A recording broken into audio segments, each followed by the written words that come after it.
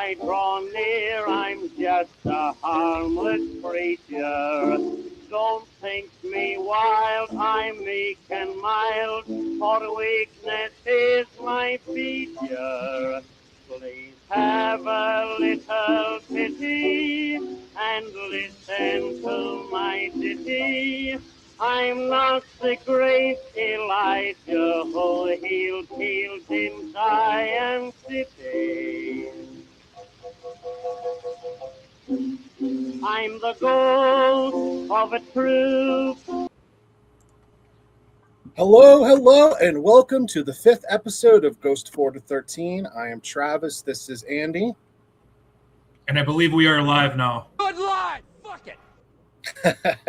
We have an exceptionally exciting special guest here today. Andy, would you like to go ahead and talk about him a little bit? Yeah, I met this guy a few years ago. He's doing awesome things as an actor, a writer, producer, director, you name it, he does it. And let's just kind of look at some of the stuff he's done, and then we'll get back to him in a second. Absolutely. Amityville is lost. It belongs to the doomed. The dead are not staying dead. They're walking the streets. They're eating other human beings. I've looked everywhere. I can't find any bugs, any listening devices. I still think he might be listening. Yeah, I heard. It's not good. Of course I didn't sign off on it. I tried to warn you, but did you listen? No. I told you when hell is full, the dead will walk the streets. Well, hell is full.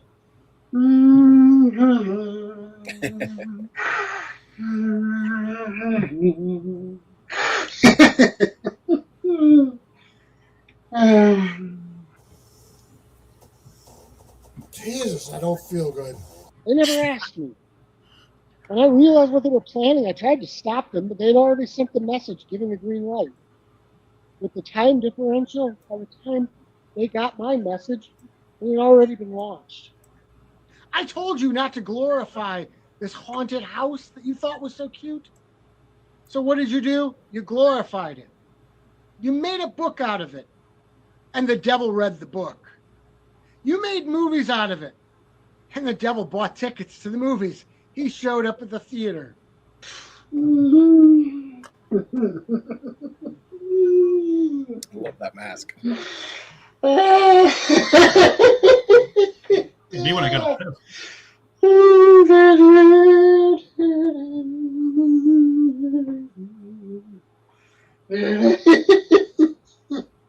I suppose it's cold, but I believe in staying in my own lane.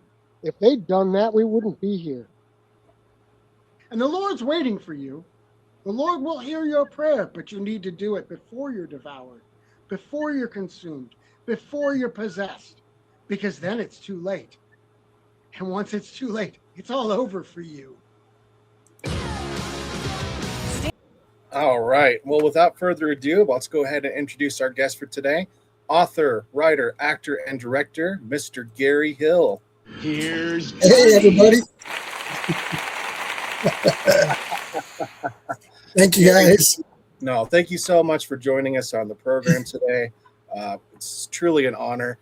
So to recap to our audience, Andy and I had a chance to go to Indianapolis to film a short called She Knows, which is where I got the chance to meet Mr. Gary, and also I believe Andy as well. Anything you'd like to add on that, Andy? No, it was a great time. It's the first time I actually met Gary, so I think we talked for maybe about 3 minutes, and then I remember you messaging me and like, hey, you want to be in my short? And I'm like, where are you? You're like 30 minutes away. I'm like, all right, cool. And just to cap on that, there was basically the premise was that it was set up as a convention. So Gary was kind of playing himself, being that he is an author. And I remember that I gravitated towards his table and grabbed myself a copy of one of his books. I'll never forget because the director of photography, Cody Newton, was there holding his camera, looking over and said, Cthulhu, do we have the rights for this? Anyway. Time out here. Okay. I had a table there as well, and you bought jack shit from my table. What is up with that, dude? I met you first. I know, right? I will say though, we do have a little clip of Gary's cameo in that, and it's just kind of sad because there's just this brief little thing here. I'm going to show this just for the fun of it.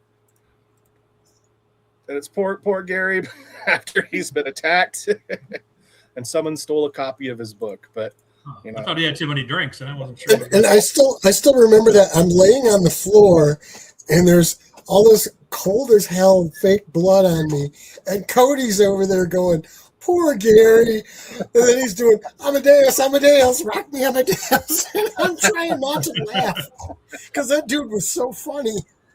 oh yeah, it was absolutely great. Well, let's go. That was a really fun experience because that was literally my first time on a movie set, and I got to meet cool guys like you, and you know I made a lot of friends, and it was a lot of fun. Yeah, Absolutely. And so that leads us into our first question, my friend. For you, what came first, writing, music, acting, or filming? so music was, well, I don't know, man. It's writing came when I was a little kid. I started writing. I remember, and I was writing scripts when I was like 12 years old, and taking them to middle school, and my friends would read them and love them, and you know we had fun with that. And I was writing comic books back then, and that's about when I discovered music and started playing music. So all that definitely came first, and then I played music in bands for years. Nothing that ever got anywhere. Yeah, there you go. Nothing that ever got anywhere. We pretty much never got out of a garage, but we had a lot of fun playing. And then I got into music journalism. Yeah, and I started doing music journalism. And then I wrote the book, the very first book, the one that you have is the very first book I wrote because I got the idea, well, maybe I should do a book. What do I know about it? I know about music and I know about Cthulhu. And so I thought, well, let's do that because I knew there was a lot of music inspired by it. And then that led me to more books. And then I thought, well, let's try some video. So I started doing YouTube channel. At first, I was just sort of assembling videos with like pictures and audio, public domain audio. And then I started doing my own shows, like my review show and then a spooky news show. I think I did that first. And then I got the bright idea. Well, actually, one of my friends, Mike Korn, who Andy knows, had wanted to be a horror host for years. And I kept saying, I'll do the show for you on my channel. And he just never would commit to doing it. So finally I asked him, well, would you think if I went ahead and did the horror hosting show? And so he said, yeah, go ahead. So I started doing that. And then we went and got to do She Knows. And that sort of being on a movie set, I was like, this is like, it felt like home. Yeah. And I was like, this is really cool. I need to do more of this. And about the same time, every episode of Spooky Movie Time starts with a silent short. And I was sort of running out of silent shorts. And I thought, you know what? I can make my own. Really, it was like, whoa. I didn't really grasp exactly what went into it, but I thought, well, I'll do it. And so we started doing those, and it's just sort of blossomed from there. So awesome. It's been a hell of a trip. Yeah, absolutely. So, like, what was like the first story that you ever wrote? Is this something you did like when you were a kid or in high school? And like, what did you have like? People that you looked up to that you wanted to write after? How did they come about? I mean, I know the first one I actually remember writing was actually a comic book, and it was called Wizard Song. And it was like when I was about 11 or 12 years old. And it was sort of part Star Trek, part Marvel Comics, and it was really and part progressive rock music, all sort of woven together. Well, the interesting thing about that was that I lost the comic book. I think I may still have a page or two around the house here somewhere, but I lost it mostly. But it all lived right here. And then in the 90s, I rewrote it as a novel, which was really clunky. I had some really cool ideas for I had this whole complex thing where I figured out there were like 2 or 3 moons for the planet, and their timing system, their calendar was based on how many moons were in the sky. Really complex, way more complex than it had to be. And it made the whole thing really clunky. But I wrote the whole book, and then I lost it. And Oh. so then 2020 rolled around and we were all cooped up in COVID. And I decided I'm just going to rewrite it. And so I rewrote the whole thing and put it out. And I'm actually really happy with the book that I have now. But so that the very first one that I remember, I actually wound up rewriting twice, and it's out there for people to buy now. That's awesome. That's really cool. Are you ever familiar with Terry Pratchett? You know, I know Terry Pratchett's stuff, but I don't think I've read a lot of it at all. But yeah. That's okay. The only reason I brought it up is because he's known notoriously for going into crazy detail about orbital paths and Oh yeah. So I got to say, although what you described as clunky, I imagine that would be quite an interesting read to see the world you created with your separate moons traversing your universe. Yeah, it was really a real labor to write it that way, and it was even more laborious to read it, I think. Well, now that we have an idea of what inspired you in terms of like turning film to medium, I got to ask, when was Scary Gary first created, and what inspired you to make that character? Well, I got to say I'm a huge Svengoolie fan, so Svengoolie was part of it. But yeah, there you go. But I did not. And then you can see over in the corner there's my wife Diane and I meeting Sven in that one picture there. But Cool. but I didn't want to copy Sven. You know, you don't want to do a copy. Sure. And so I wanted to create my own character and, do the show my own way. The whole mask thing, I was kind of going for a Phantom of the Opera sort of thing with that mask that I wear. Yeah. And I think it kind of works for that.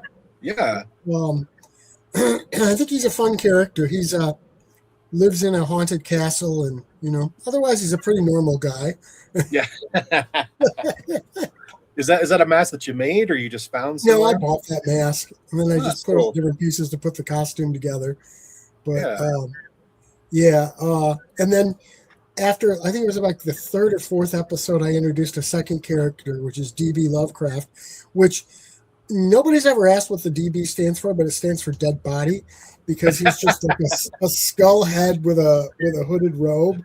Yeah. And he has this distorted voice. It's me, but I credit it as Dark Star, because Yeah. Dark Star is an old stage name of mine, and I actually use it as a pen name when I write for this site, Wormwood Chronicles. So I'm like, all right, I'll make it Dark Star is playing Cool. DB Lovecraft. Dead Body Lovecraft. Love that. Yeah. That's hilarious. Now he's an interesting dude. I mean, he was he was a reporter during the Napoleonic era, and then at some point he died, and he's just been this skeleton-looking dude ever since. But he continues to be a reporter. Always reporter, Yeah. life and death. And he hates scary movies. That's great. So yeah, before my next question, we have our first question in the chat here. It's from Steve Morris. He wants to know, if money wasn't an issue, which one of your books or stories would you most want to see adapted into a feature film? And if you had an unlimited casting budget, who would you choose to play the lead? No restrictions, just the dream cast only. Oh man. So Wizard Don't say Song would probably be the one, because Wizard Song, okay, it's literally, you've got a progressive rock band that have like a really mysterious history. Like, they have no history. They don't know who they are, where they came from. And they get abducted by some aliens and get pulled into the middle of this battle between two different spacefaring races. And so that one would cost a fortune to shoot. But that would be the one I would really want to do. And just because he's my all-time favorite actor in the world, I would have to get David Tennant in it. Yes. That would be the one. I love David Tennant. David Tennant can do no wrong as far as I'm concerned. And, from interviews I've seen and little snippets I've seen, he seems like a really cool guy, too. I got a chance to meet him twice, and he was so nice, super nice. I highly He recommend seems it. really cool. Yeah. So, yeah, I would definitely have David Tennant in there. I could see that. That would be one kick-ass movie. Yeah. So So I guess my next question would be, I know you have Oh, like. and by the way, one thing real quick. Oh, go ahead. Hi, Steve. Oh yeah, hi Steve. So I was kind of wondering, like, how you.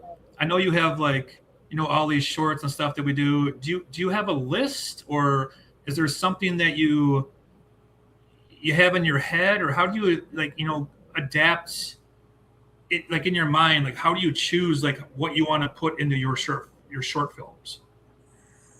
Well, for the silent shorts, my idea was I wanted them to look like they could have been made in the 1920s, and so for most of them, they were stories that would have been readily available in the 1920s for them to adapt. And so I just started looking at some of those stories and picking out stories I liked. I mean, I'm an H.P. Lovecraft fanatic, so we had to do the Statement of Randolph Carter, because that's probably my favorite Lovecraft story anyway. Right, yeah. Yeah, I watched your shorts last night, and I have to say, between the Statement of Randolph Carter and Yellow Wallpaper, those two are my favorites. I'm not signing that either. Don't ask. But Randolph Carter was that had to do that, and you got to do Poe. So we did Facts in the Case because I thought that was probably the creepiest Poe story ever. Yeah, and then. So then the others, I just picked some stories. And the Yellow Wallpaper, I've always loved that story. I just think that story is so cool. And one of the points I wanted to make about that story, and I've not really seen anybody draw this before, but I think that story and The Shining have a lot in common. Because you've got somebody who's trapped in an isolated area, and the surroundings sort of drive them insane. And in both stories, or at least feed into their insanity. And so I think they're kind of the same story in a way. So that was another one. But then with the second batch, I started pulling some of my own short stories in. I thought, you know what? Let's just pretend they're old and nobody, I'm like, it's all wink anyway that these are vintage at this point. I mean, I stopped aging them after the first 5 because I'm like, let's just. Nobody believes they're 1920s, and we're not going to pass it off that way. They're just going to try to look like they're 1920s. So I threw a few of my stories in. It was really cool. And I, by the way, because again, as a fan of Yellow Wallpaper, I loved the design for that. Is that something that you just? Okay, you're going to plug somebody there. There is an artist locally here. His name is Chris Sweeney.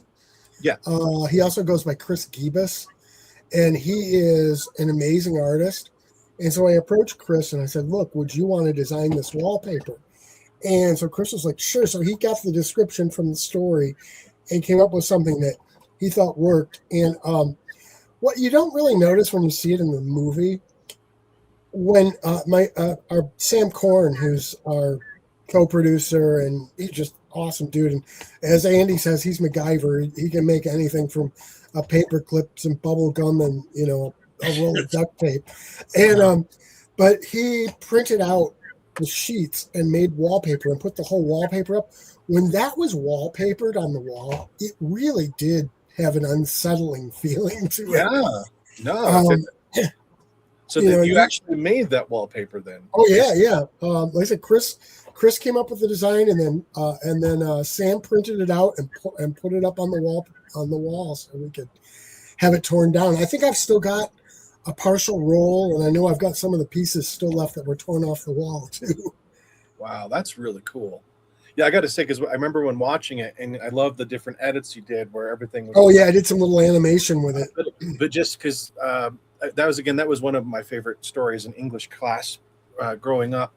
And just hearing the description of the wallpaper and seeing what you created, I was like, geez, I really wonder how they pulled that one off. So I got to give you kudos to that. That was really cool.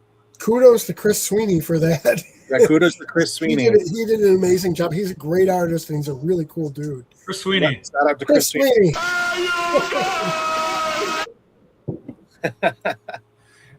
So speaking of growing up with different stories, for you, what genre did you gravitate towards? And were there any favorite authors or writers that you had growing up?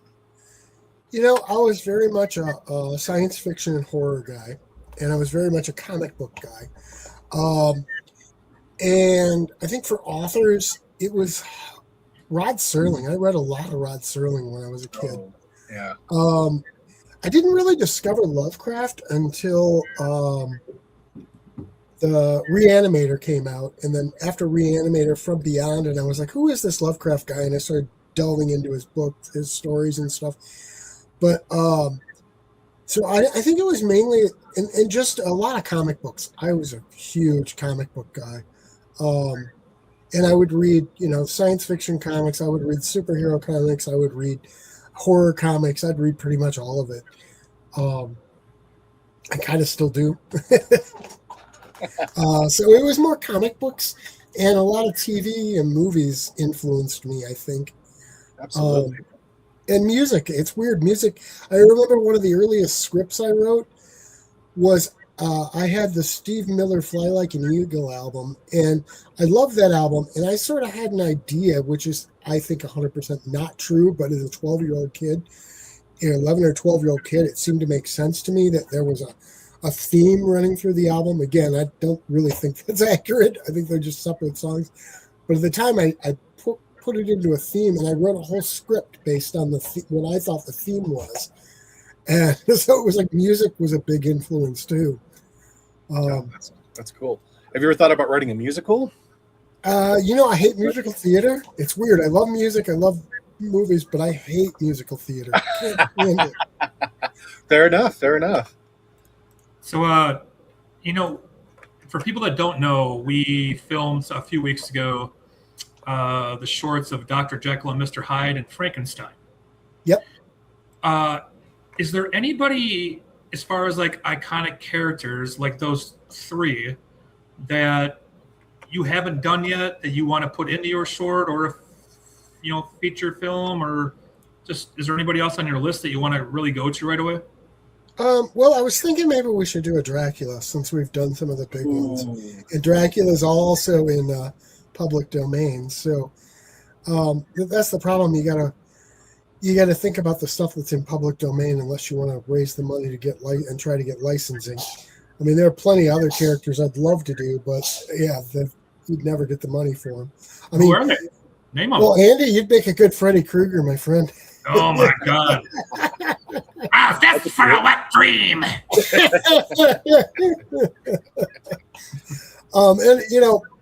I love Michael Myers and I love Jason, and all those classics would be cool.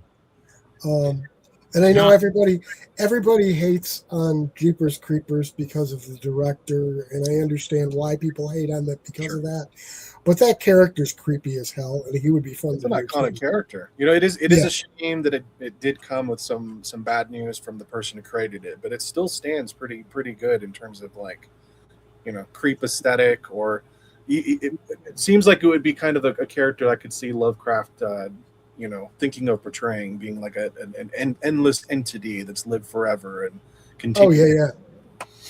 Yeah, and I mean, the trouble with Lovecraft is a lot of his stuff is just really hard to adapt. I mean, yeah, it doesn't really fit. Although some other Lovecraft stories I wouldn't mind adapting would be The Rats in the Walls.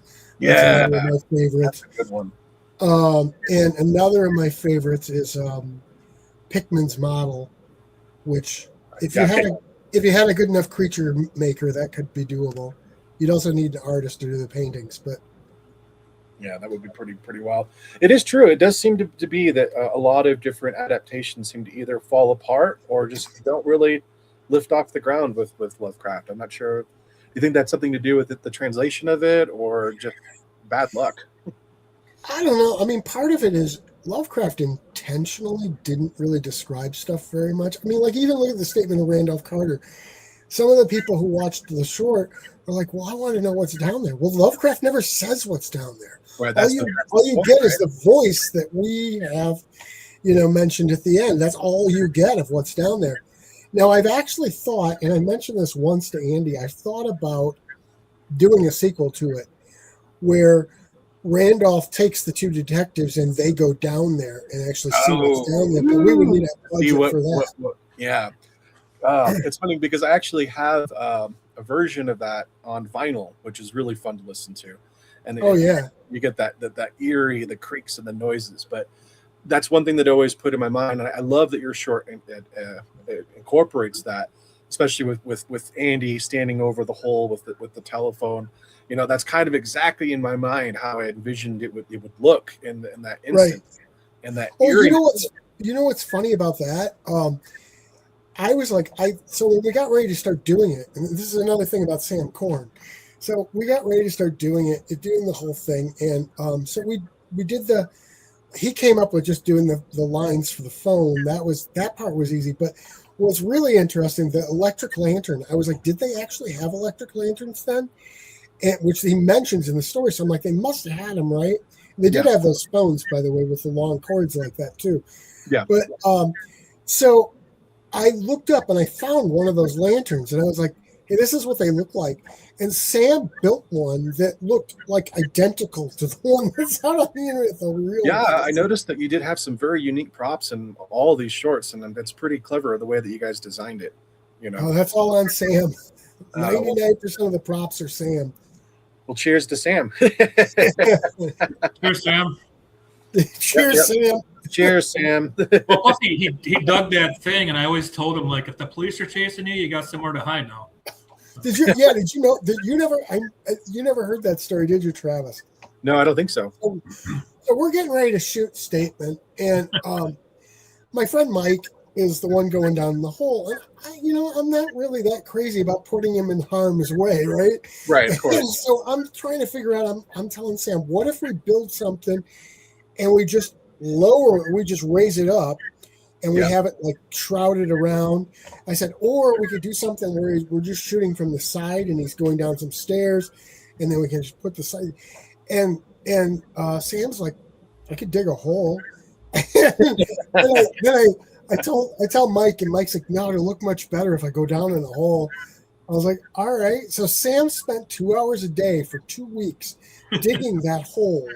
It's 2 hours a day for 2 weeks. Yeah. Yes, it's probably 8 feet long, and I think 7 feet deep, and he cut steps into it too. It's like, my God, man!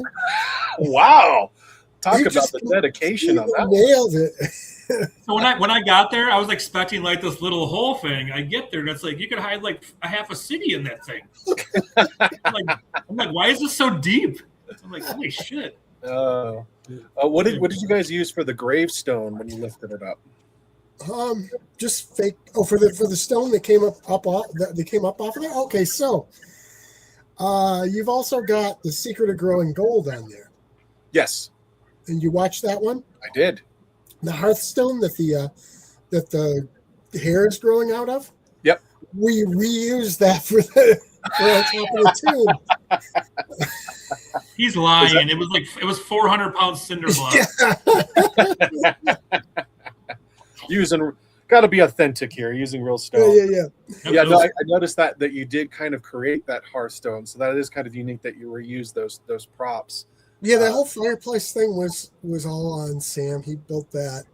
Okay, so even more so, those first 5 shorts, I rented out this community building where we live, and Sam built all those walls out of old doors, and he'd like move them around, and so all those walls you see are not real walls at all. They're just put together with doors, like repurposed doors. Wow. Yeah. I gotta say, crazy. that's insanely clever. That's really cool. We had there's an outtake that we didn't get on camera for it was Secret of Growing Gold, where Andy's carrying Shanta and slams into the wall with her, and you can see the wall go.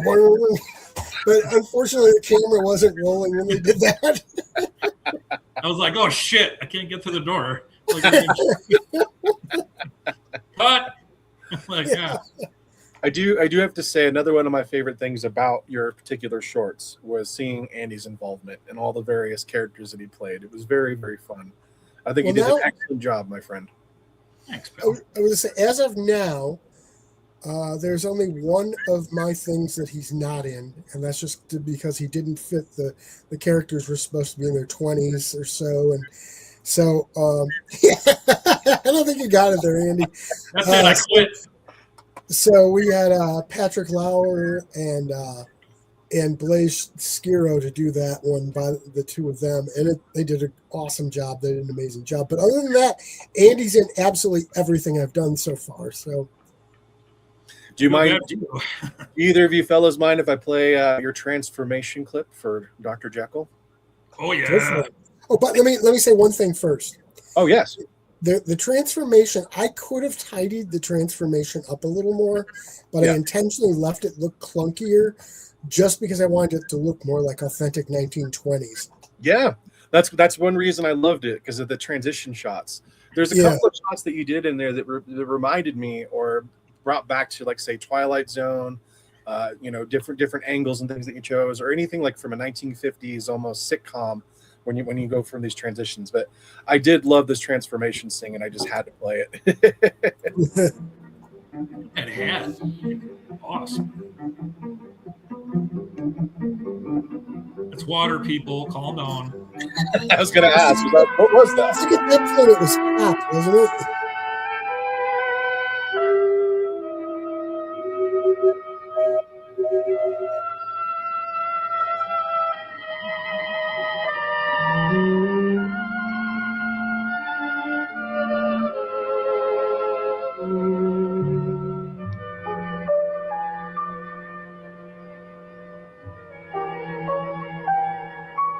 I look like Zach Morris from Save Up.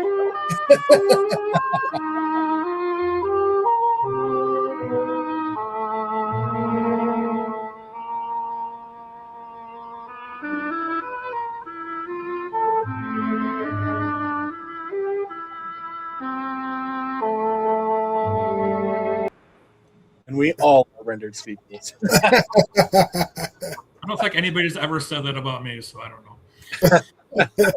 No, but I absolutely loved it. That was really cool. Really appreciated that. Which Where do you see Frankenstein? yeah, I'm Oh, dying boy. to see Frankenstein. I can't fucking wait. Now I got before I get Andy's seen it. There have been a couple edits since you saw it, Andy, but Andy's seen it. Yeah, it's really good. cool. Actually, on that, because I asked Andy this before, and but I think I want to ask you: is this Frankenstein going to be like a true adaptation from Mary Shelley, or going to be another twist of your own on it? It's much closer to Mary Shelley than the Universal movie. Much closer. That's very It's, I mean, we had to simplify it a lot to get it into like a 20-minute thing, 20-minute silent movie, and plus because of budget. I mean, one of the things I found was with the book, she never really explains the process. It's not like the big electricity thing. So we Right. just did some chemicals and stuff, and we didn't really go into it too much. And in fact, part of the process I wanted to film, we didn't manage to film because Sam couldn't get 12, what are they called? The shot things. Drawing a blank on it. Syringes. 12. Sam couldn't get 12 syringes, and so we just did that with text cards instead. But yeah, it's a little closer to the Mary Shelley, although Mary Shelley's monster doesn't really look monstrous, and we wanted a monster that looked monstrous, so we went with the monster makeup. But the monster is intelligent, like Mary Shelley's version, and has his own motivations, and he is not necessarily a monster. Of course, Universal's one wasn't really a monster either. He was tortured, and he was kind of the victim. But yeah, it's definitely closer to Shelley's than the Universal one. I'm excited. Is there any hints on when it will be released? Yes, on Frankenstein Day, which is August 30th. Oh, Yeah, we're releasing that, and then we're also, through Tales of Wonder and Dread, I'm releasing a new edition of Mary Shelley's book with stills from the movie, so that'll be cool. that sounds excellent. Well, actually, that brings me to my next question. So, was there a reason that you chose majority of your films to be silent films? Or were you always a big fan of silent films throughout your history? I like silent films, but like I said, the entire motivation for doing these was to make silent movies for the Spooky Movie Time with Scary Gary show. And then I started doing them, and they're just sort of fun to do. Now we've got one more to finish filming. Andy's scenes are all done for it, but we're going to finish the rest of it on August 22nd, and that'll be the end of the 15 I had planned. And now originally I was like, I don't want to do any more of those, and now I'm sort of knocking around the idea of doing some more of them. We'll see. We'll see if we do it or not. But we're doing something that is similar to Silent, but it actually isn't Silent, which we filmed the opening scene a little while ago, a couple weeks ago. But it's called the Coming of Kaiju Bob. And it's meant to look like a 1950s kaiju movie, and it's going to be completely dubbed Kaiju Bob. So it's going to be completely dubbed, but very badly dubbed because it's a spoof. Yeah. So I've got the first scene edited, and actually my sound guy has it. He sent me a version earlier today, and I had some notes for him on things I wanted done differently. So once that's finished, I'm going to release it because it gives nothing about the rest of the movie, and it'll help to generate some interest in it. So, but it's going to be a fun movie. So that's almost Silent because literally all the dialogue's getting ripped, all the sounds getting ripped out and replaced. That's going to be a fun one, and I'm keeping top secret what the kaiju is because that's actually one of the biggest gags in the movie. And I'm trying to keep it secret until after the movie's out there. But yeah, it's going to be a fun one. Sweet. So as somebody that works with you a lot, and I see like what you go through, what do you think is the hardest thing that you have to deal with as far as production goes? Is it making the scripts or the cast or the equipment working correctly or funding, or like what do you think is your top thing as far as trying to get things made? Scheduling, maybe. Scheduling's really hard sometimes, especially when people are doing stuff on a volunteer basis. You can't be like, you need to be here on such a date. No, you got to work around when everybody's dates are and be very appreciative of the fact that they're willing to come and pour their heart into what you're doing. Right. And I do very much appreciate everybody who works on my stuff. But I think scheduling is really tough. Finding locations is really tough. We've filmed in my house now, and we've filmed in my backyard several times, but I'm starting to run out of uses for my backyard because it's been in enough things. I don't want people to say, oh, I know where that is. Although there's a certain amount of fun to that. How many times have I seen Mark Polonia's house,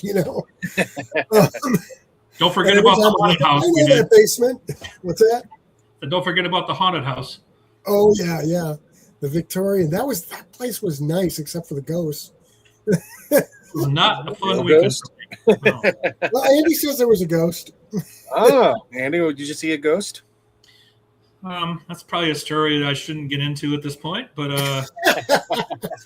yes, I wandered down the stairs at like 2:30 in the morning thinking somebody was breaking into the house, and apparently it was a ghost. So yeah. It was That place was a gorgeous old Victorian home that we rented as an Airbnb, though. Very nice place, except for the ghost. I give it a 5-star review, except for the ghost. Exactly. Hey, I didn't even break a hot tub cover at that one either. I'm sorry about No, that. you didn't.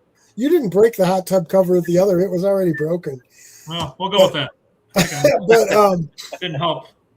But I was going to say that the only experience I had with the ghost, if there was one, was the first night we were there, and I was just sort of wandering around checking out the rooms, and I'm in one room upstairs, and all of a sudden, I swear to God, I heard the door at the end of the hallway close and latch, and I was like, "What?"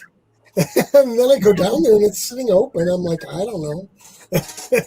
Oh, Bro, jeez. that house was insane. Like, we woke up and I'm like, I heard things. And I'm like walking around, like trying to go down the stairs, and I'm seeing shadows and hearing shit. And I'm like, okay, I know I've had a lot to drink tonight because we were out till about 10 o'clock. B, it's like 2 in the morning, and C, I go out there and I'm looking around and it's like I thought I was on like the Twilight Zone. I wasn't sure what to think. I was about to call you or something. I'm like, I need help. It's just like haunted as fuck, man. It was insane. It was crazy. I don't want to go back there anymore. I was actually thinking we should try to rent it again sometime. Because it was We'll such make a a nice ghost movie. place. Make it real. Can I write my will first? Or no? Yeah, you can write your will anytime you like, my friend. So I guess to answer our question, the issues with filming that you've experienced is scheduling and the impromptu ghost. Yeah. I mean, you know what? Here's the thing about indie. You have to be ready to adapt. That's the only way you can get through, because I can guarantee you something's going to go wrong. I can guarantee you're not going to get the angle you wanted every time. You're not going to get, it's just not going to happen. And what you have to do, you can either go and try to reschedule to reshoot, which is going to be a real nightmare, or you can make do with what you've got and make the best film you can with what you get.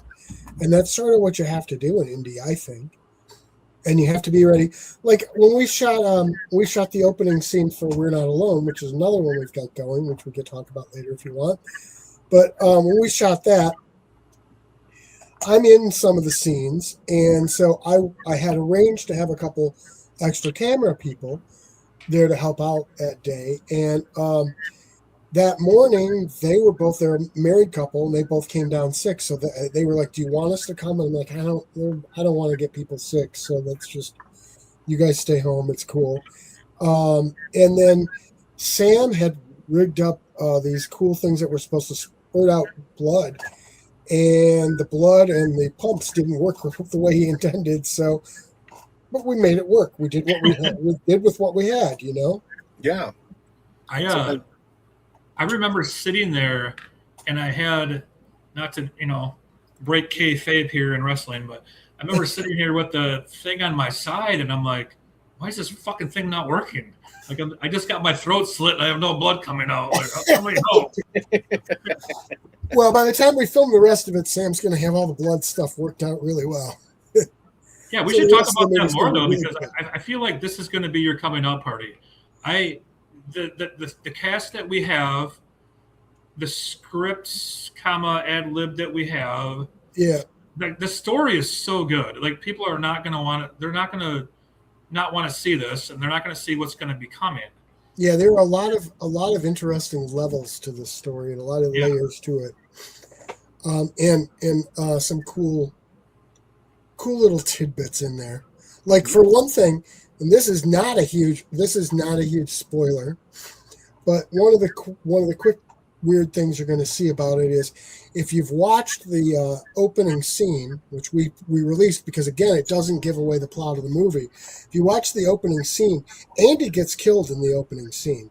Andy's character gets killed. Andy's still alive, but then we're gonna go to the opening credits from there, and after the credits, it's going to say 2 years later, and he's going to be the very first person you see. So it's immediately going to be like, what the hell is going on here? Yeah, how did that happen? Yeah.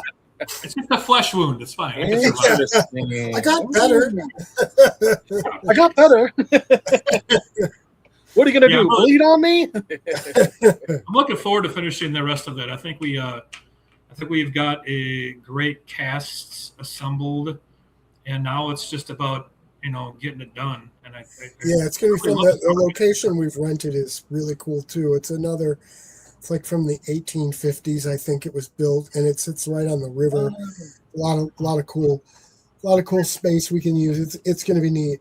The 1850s, I'm going to be haunted again. Oh, lovely. I don't know, man. You know what? I asked around because I was worried about you, buddy. I literally asked around. But you know what? You got Rick Hale going to be there.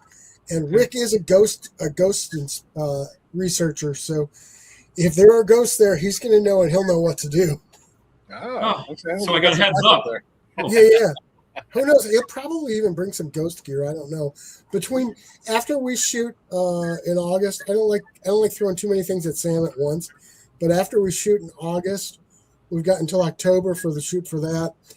And I'm going to talk to Rick and say, hey, what equipment would you have? and should we have, and what's it look like? And I'm going to say, Sam, can you rig some of this stuff up? And it'll be fake stuff, but it'll look good. So Sam's the man. He's got it. he's got it. Yep. I swear to God, he could start a car with a rubber band and a bottle of shaving cream. I think he's probably done it. Yeah. Yeah. That's great. So going back to some of your films, where do you collect your music and stock footage from, and do you actually edit all of it yourself? The music and stock footage. All right, so yes. Now the music for the shorts. John Randolph has done music for 2 of them. The rest of them I've all gotten from public domain stuff. And literally, what I've done is I took music from some old public domain silent movies, mostly Cabinet of Dr. Caligari and Nosferatu. There were a couple of others. There's an old Phantom of the Opera I took some music from too. And the first few, I was just grabbing slices that fit and just putting them in. And so they don't necessarily line up that well. But the last couple I've done, like Jekyll and Hyde and Frankenstein, I've taken different pieces and repeated them and used them for repeating themes and stuff.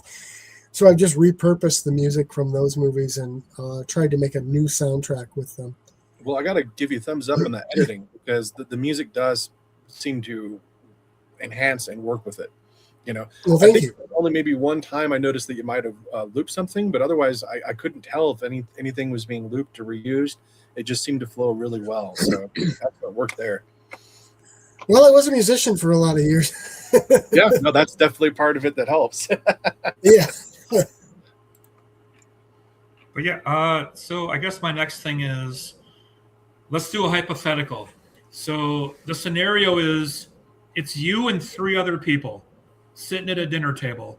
You have, 4 hours to eat and talk, but they can only be people that are either actors, directors, writers, producers in the movie industry. Who are those 3 people that are sitting at your table, and what are you going to ask them? Oh, it has to be movie industry, right? Yeah. Oh, wait, I know this guy would actually qualify because he did direct a movie. Stephen King. Yeah, and he's acted in a lot of movies, so he qualifies. Technically, he did mention writers too. So. Well, yeah. And it would be Stephen King. Probably John Carpenter. Ooh, yeah. Okay. And okay, I'm Andy, but come on, I can have dinner with you when I want to, bro. See you, King and Carpenter? Come on, let's go. Okay, yeah. All no, right, go ahead. No, sorry, go ahead. The other one, Roger Corman passed away, didn't he, recently? Yeah. Or is he still around? I believe he did. I think he passed away, because I would have loved to have chatted with Roger Corman, because he was other than Ed Wood, he was the king of doing things on a budget. But let me think, who else would it be? Well, I guess Andy's coming then. Yeah. That sounds like one heck of a dinner. I want to come. Only 4 people. We'll sell you the perk. It's fine. Oh, that's great. Well, that's a great answer. One other thing I wanted to ask to kind of bring into your shorts, how difficult is it to take something like Dr. Jekyll and Mr. Hyde or Famous Stories and putting them into like 5 to 10 minute shorts? I don't think that's actually that hard for me. But again, I've been writing for 20 years too.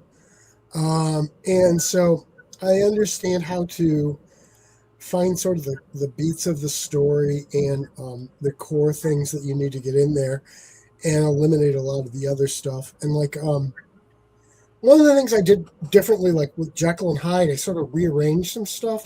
Jekyll and Hyde, if you read it, I mean, I just got done because we're also doing a book version of the Jekyll and Hyde Strange Case of Dr. Jekyll and Hyde with the pictures from the thing.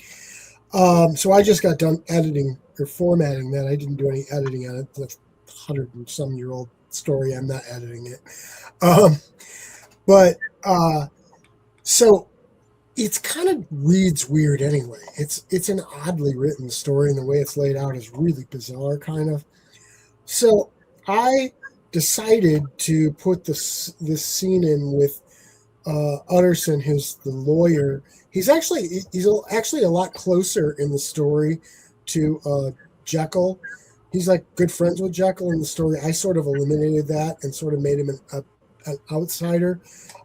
But he's presenting information to the detective, and that's sort of the frame of the story. I thought that was a good way to bring it in, and sort of because the bulk of Robert Louis Stevenson's story, the mass of it is right at the end. There's a thing that Lanyon, who's the comrade of Dr. Jekyll, wrote, and then there's a diary of Dr. Jekyll, and those are sort of the bulk of the story right there. Everything else just sort of skirts around it.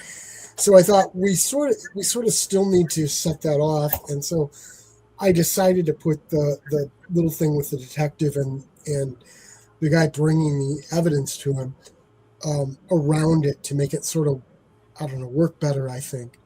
Yeah. Well, excellent. All right, Andy, I think this brings us to... Yeah, I think it's the point of the show. We are always very appreciative of all the guests that come on here. And there may or may not be somebody else that is. So let's just kind of stay silent for a second and see what happens. Gary Hill just inspires me as a horror host, as somebody who's into horror films. He's an author. He just puts so much passion. Like, the level of passion he puts into everything is great. And he treats people like everybody is important. Everybody has a view. He listens to everybody. He's very collaborative. I can't say enough good things. All right, Shanta. I love Shanta. Shanta is awesome. Shanta We appreciates you, and we appreciate your word. Shanta is a fellow horror host, and she's in a bunch of our stuff, and she has become a really good friend. When she came to our first shoot, April of last year, I'd never met her before in my life, and now we're really good friends. And we've all of us who do these have gotten to be really more family almost than anything else, I think. That's great. Love that. So now it is time. Uh-oh. He may correct me if I botch this, but we're going to ask you a question. We're going to hope you know the answer. If you don't, we're going to cut your head off. I'd rather like my head. Let's throw it up there and let's see what we got. Well, we thought of a fun question to ask you, being that you are a fan of this particular author. And Andy's going to ask it to the best of his ability. All right. What is the translations of Fingo Muga Nafa Chuparuma Wager Fabugan? And before you answer, just because. We don't know yet?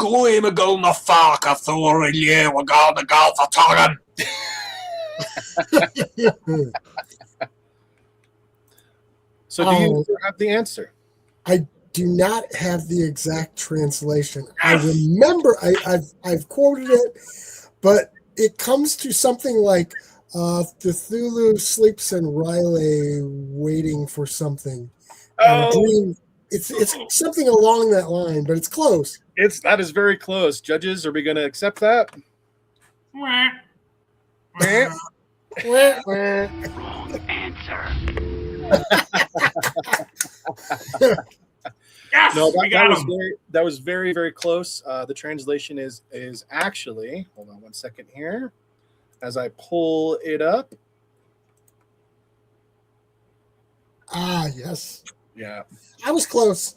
you were very close. I mean, I would almost call it that you technically got it, but I think we're going to go with that. Yeah, you missed that one right there. Hello, Zahar. So that brings me over to my other question. I just got the chance to watch Others, Doomed from the Stars. That was fantastic. Was there a reason that you decided to not do a silent film version of that? Okay, well, let's. How much of the story you want? As much as you're willing to give. Okay, so literally the haunted house that Andy stayed at, that we were shooting at, we shot the first day there, and I came home and I had a message from Tim Hatch, and Tim was like, you know what, I could send you 20 minutes of material, and then you could build a movie around that with some more remote stuff. And my first thought was, I don't think so. I would have to have a story, because I've seen too many remote heavy movies where it just literally seems like they just plug something in here and there and it doesn't really fit. And I'm a storyteller, so it's got to fit the story. So I thought, nah, I don't think so. But I didn't reply to him that night. And then I went to bed. I fell asleep for about an hour. And suddenly I woke up and I went, I've got a story that would make that work. And so the next morning I sent him a message and I was like, yeah, let's do this. And so that's where it sort of started from. And like I said, that story was formed that night. I don't know. I just woke up with it in my head.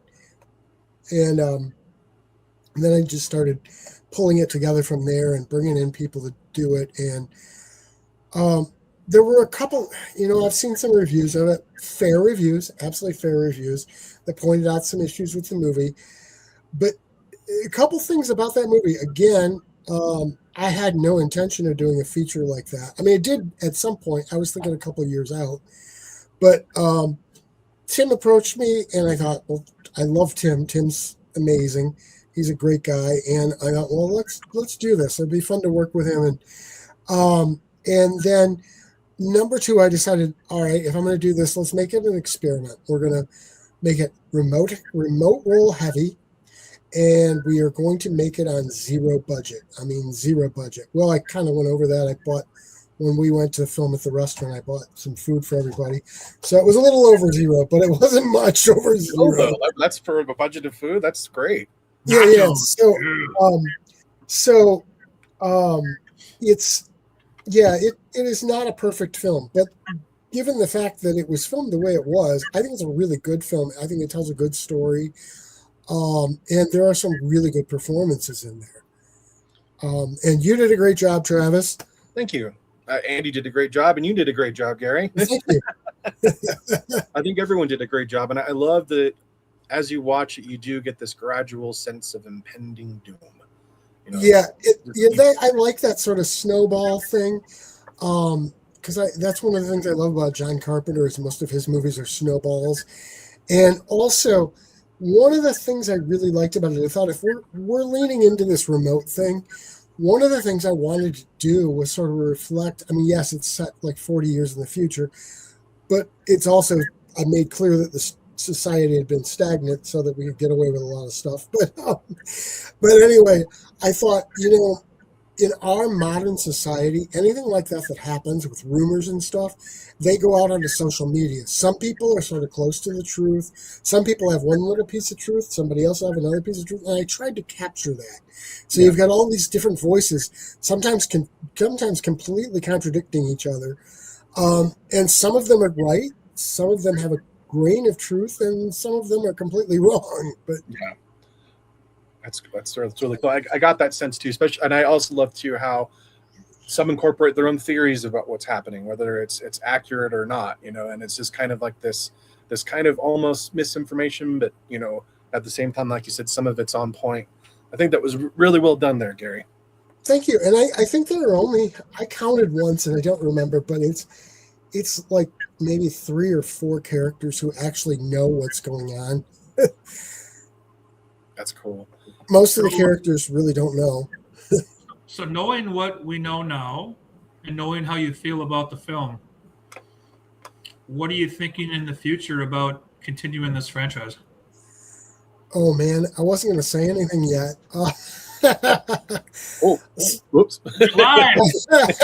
You know what? It's already out to be streamed on Fossum. You can watch it on Fossum now. So I'll tell you, Andy and I have talked about this, and I literally told Andy when we were filming the first one that I had an idea to do a sequel.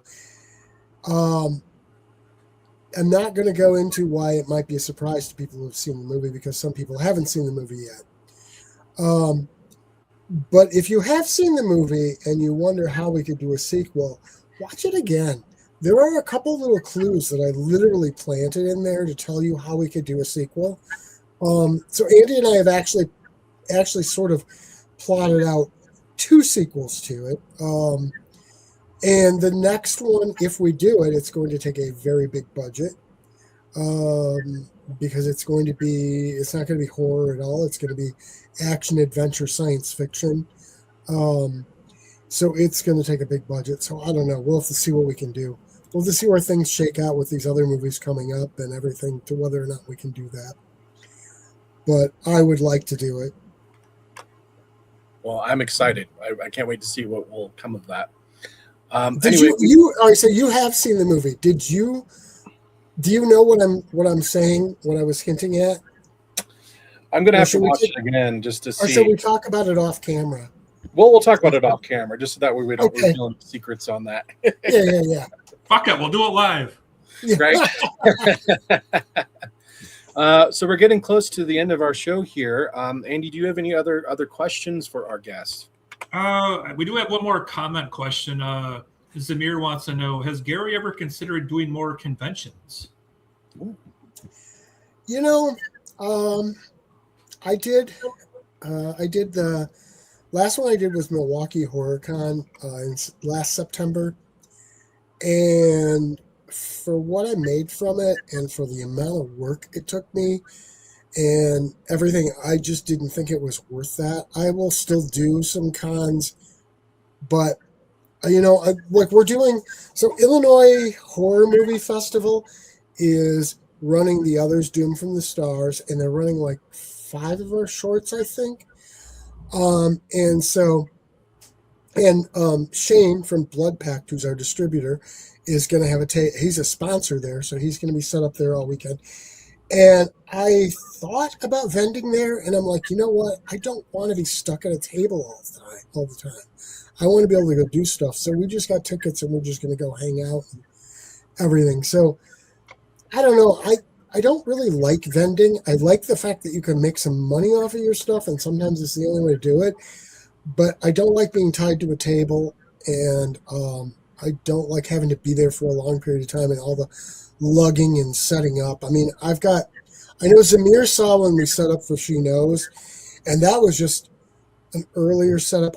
Now my setup's a lot more complicated because I've got more books, and then I've also got DVDs, and I've got a couple DVD players with screens going, and I've got a plasma ball, and I've got a backdrop, and it's a lot to move around, and it's a lot to set up. I think the setup's like an hour and a half now, probably. And it's too much. I don't know. I don't think I make enough off of it, and it takes up too much of my time. Fair enough. I'm not saying, but that said, if the right opportunity were there, like a one-day thing, I might do. Like it's 6 hours or something, and it's close enough. We've got they do a vendor fair here in our community twice a year. They canceled the one in spring, but we were shooting anyway. But if they run it in the fall, and I'm free that weekend, I will go set up for that. I sold quite a few books last September, so it was the September one. I sold a lot of books that time, so yeah, I would definitely set up for that one. I guess never say never, right? Right. I would still do that one. I just wouldn't probably do other ones, but it depends on the situation. If I had the right offer, somebody to run the table part of the time or something, maybe I would do it. Sounds good. Well, that brings me to my final question for you, my friend. As someone that's been passionate about writing, can you offer any advice for someone like me or anyone out there that's interested in writing? The best way to just keep at it, get your work out there, and do the thing? Yeah, I've actually talked about this because, like I said, I was writing for like 20 plus years, so I've talked about this with people before. Literally the most important thing if you want to be a writer is write. And I mean write every day. It literally doesn't matter what you're writing, just that you're putting words together into sentences and coherent things. You can write about, what you did at the grocery store today. Doesn't matter. It's just that practice of writing It's like muscle memory. It gets you to where, like when I write something now, typically if I write like a book or a story or something, I go through it. I do a first draft. Well, a lot of it's written in my head to begin with, but when I type it out, my first draft usually only takes 3 or 4, edits, and it's like completed. It's not like most people's first drafts because I've been doing this long enough. Hey, I've been doing this. I think I've got one of those shirts too. But anyway, it's I've been doing this long enough. And then as far as getting your stuff out there, you can self-publish. You can put stuff out there yourself. But if you want to get into something or you want to have your stuff published by someone else, I've worked as a freelance writer. I haven't done it for a while, but I worked quite a while and made good money as a freelance writer over the years. Let me just say this. What you have to remember is editors are people. And every editor has his or her own perceptions, her own biases, and the publication that they're accepting stuff for or not accepting stuff for has its own rules. And that editor may just have a bad day once in a while. If you get rejected from one editor, it doesn't mean anything. Send it to another editor. Send it to another. Send it to another. Just keep going. Stephen King went, I think, 37 times for Carrie before somebody took it. So you keep doing it because everyone is different. And it's kind of like with reviews, sort of the same thing. It's sort of the same thing. If you get feedback from editors, now editors are going to know a little more than your average reader, but the same rule applies as applies with reviewers. Everybody has their own opinion. Not everybody's going to like everything. Different people are going to feel different ways about the same thing. So don't ever take it too seriously if somebody comes down on your thing. And the other thing I was going to say, I know literally when I was writing for multiple editors, I would have to learn the way each editor wanted things, and I would tailor my writing to that. Different editor, write it a different way, format it a different way, because they're all different, And don't, so if you get some rejections, don't get discouraged by that. Just keep going.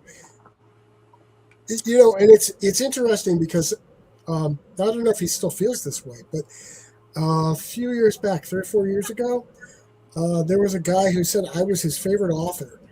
And, I look at my own stuff and think, I don't know, it's all right. I like some of the stories a lot. I like some of it, but it's like, I don't know. I don't see that. But I was like, wow, that was pretty amazing that even one person in the world thought I was his favorite author, even if it was only for a period of time. I'm good with that. Yeah, that's so great. I mean, he actually publicly said that, so I'm like, that's cool. Another one that was pretty cool, that book that you have, so S.T. Joshi, which I'm sure is a renowned Lovecraft scholar and a publisher, and so he did the foreword on that book for me, and I got to know him a little bit. Well, then one of my friends ran into him somewhere a while later and mentioned the book to him, and he told that guy, he's like, yeah, it's one of the most interesting books I've ever read. Oh, and so my friend Henrik told me, and so I asked ST, I was like, is that all right if I say that? And he's like, yeah, go ahead. So yeah, he said it was one of the most interesting books he's ever read, which that was another big one. It's like, and then you look and see some reviews that aren't so good. So whatever. That's so great. Well, fantastic answer, I would say, and very perfect advice and wisdom on there. And that's, again, from our guest today, author, writer, actor, director Gary Hill, of course, of which you can catch a variety of his different books, which are available in various formats today. But you can always check him out on spookyventures.com. And, of course, as we just discussed, The Others Doom from the Stars is also available. I believe it's on Fossum. So go check it out. It's quite yeah. cool. You can also buy the physical copies still at bloodpackedfilms.com. Bloodpackedfilms.com. Cool. Well, I think that answers all the questions I have today. Andy, do you have any other questions for our guest? I don't know. I just want to follow up though. I think that's like super cool that somebody told you you were their favorite author. So that's pretty awesome. But It was. hopefully he actually reads another book. So Right? Well, Gary, again, thank you so much. It was an honor and a privilege to speak with you today and catch up again, my friend. Thank you guys. Always fun hanging out. love you, buddy. Talk in a minute. All right. All right, Andy. Well, I guess that closes our episode for today. Is there anything you want to say to the audiences out there? I appreciate everybody that came in here. Keep on watching us. Follow, subscribe. We got the Facebook page. We got the YouTube channel. Going to have some great guests coming up, and keep those questions coming because we love it. Absolutely. Well, thanks again for joining us, everyone, and we will see you on the next time. That's all, folks. TTFN. Ta-ta for now.